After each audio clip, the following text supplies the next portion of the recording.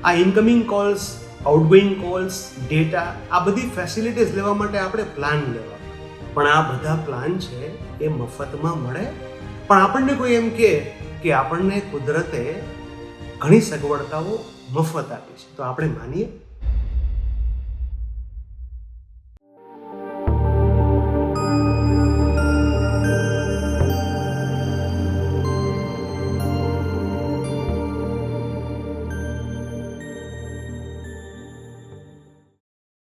Hello. તમને એમ થશે કે નમસ્કારની બદલે હેલો, પણ આ હેલો શબ્દ આપણે બોલીએ ને ત્યારે આપણને તરત જ ટેલિફોન યાદ આવે, બેઝિક ટેલિફોન યાદ આવે, અને ધીરે ધીરે મોબાઈલ ટેલિફોન યાદ આવે. મોબાઈલ ફોન યાદ આવે ને એટલે આપણને અમુક શબ્દો યાદ આવે, જેમ કે incoming calls, outgoing calls, data, message scheme, આવું ઘણું બધું આપણને યાદ આવે. આ incoming calls, outgoing calls, data, આ બધી ફેસિલિટીઝ લેવા માટે આપણે પ્લાન લેવા પડે. એ પ્લાન અલગ અલગ હોય. પ્રીપેઇડ પ્લાન હોય, પોસ્ટપેઇડ પ્લાન હોય, વીકલી હોય, કદાચ મંથલી, યરલી. પણ આ બધા પ્લાન છે એ મફતમાં મળે? ન મળે. એ પેઇડ છે. એના માટે આપણે ચોક્કસ રકમ દર મહિને અથવા રિચાર્જ કરાવીએ ત્યારે ચૂકવવી પડે.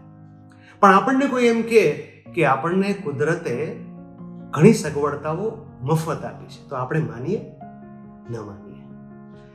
તો શું છે આખી વ્યવસ્થા એ જાણીએ. હું છું કમલેશ ત્રિવેદી. મારી યુટ્યુબ ચેનલ સેન્સ વર્લ્ડમાં આપનું સ્વાગત છે. ચાલો આપણે આગળ વધીએ. Incoming calls, outgoing calls, data, આ પેઇડ છે એટલે આપણે એનો બહુ બુદ્ધિપૂર્વક ઉપયોગ કરીએ છીએ.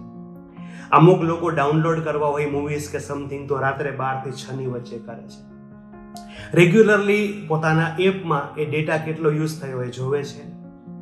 પ્રીપેડ હોય તો કેટલો વપરાશ થયો છે સતત જોવે છે, કારણ કે એને ખબર છે કે ચોક્કસ સમયે મારી જ્યારે અવધિ પૂરી થશે ત્યારે મારું નેટવર્ક ચાલ્યું જશે.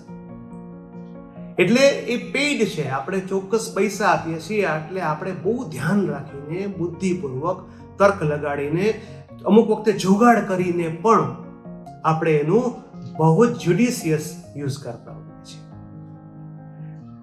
આ સાથે એક વિશેષ વાત કરવાનું મને મન થાય કે કુદરતે પણ આપણને આ વ્યવસ્થા આપી છે.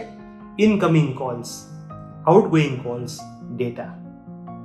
આપણે સાંભળીએ છીએ ને બધું એ ઇનકમિંગ છે, જોઈએ છીએ એ ઇનકમિંગ છે, અને જે બોલીએ છીએ એ આઉટગોઈંગ છે. આપણે સપનાઓ જોઈએ છીએ એ ડેટાનો યુઝ કરીએ છીએ. પણ આનો ચાર્જ શું? તો ઉપરવાળાએ, કુદરતે આનો કોઈ ચાર્જ રાખ્યો નથી. અને આ ચાર્જ રાખ્યો નથી ને એટલે જ આપણે ગમે તે સાંભળીએ, ગમે ત્યારે સાંભળીએ, ગમે તેવું સાંભળીએ, ગમે તે બોલીએ, ગમે ત્યારે બોલીએ, ગમે તેવું બોલીએ, ગમે તે જોઈએ, ગમે ત્યારે જોઈએ, ગમે તેવું જોઈએ, કારણ કે આપણે એનો કોઈ ચાર્જ ચૂકવતા નથી. પણ તમે કલ્પના કરો કે રાત્રે આપણને ઈશ્વર ભગવાન સપનામાં આવીને એમ કહે કે ભાઈ આ જે ફ્રી સર્વિસ હતી, ટ્રાયલ, એ પૂરી થઈ. હવે આવતીકાલથી ડેટા પ્લાન અને નવો પ્લાન શરૂ થશે કે આખા દિવસમાં 1000 શબ્દો અથવા 200 વાક્ય ફ્રી. પછીના દરેક શબ્દો કે વાક્ય પર ચાર્જ લાગશે.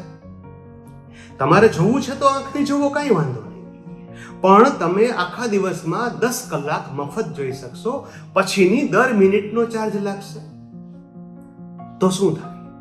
શું કરીએ આપણે? આપણે બોલવાનું બંધ ન કરીએ, કારણ કે એ શક્ય નથી. આપણે સાંભળવાનું બંધ ન કરીએ, એ પણ શક્ય નથી. આપણે જોવાનું પણ બંધ ન કરીએ, કારણ કે એ પણ શક્ય નથી. પણ આપણે એનો વપરાશ બુદ્ધિપૂર્વક કરવા માંડીએ. આ વિચારવા જેવું છે, કારણ કે જે ફ્રી છે એ ખરેખર દુર્લભ છે. ઈશ્વરની કેવડી મોટી દેન છે. જે લોકો બોલી શકતા નથી એની વ્યથા જાણીએ તો આપણને ખબર પડે. જે લોકો જોઈ શકતા નથી એની વ્યથા જાણીએ તો ખબર પડે. જે લોકો સાંભળી શકતા નથી એની પરિસ્થિતિનો ક્યાસ કાઢીએ તો ખ્યાલ આવે. પણ આપણને એવું સમજાતું નથી. કેવડી મોટી ઈશ્વરની કૃપા છે. તો આપણે એવું માનીએ કે આપણે આ પ્લાનમાં જ જીવીએ છીએ.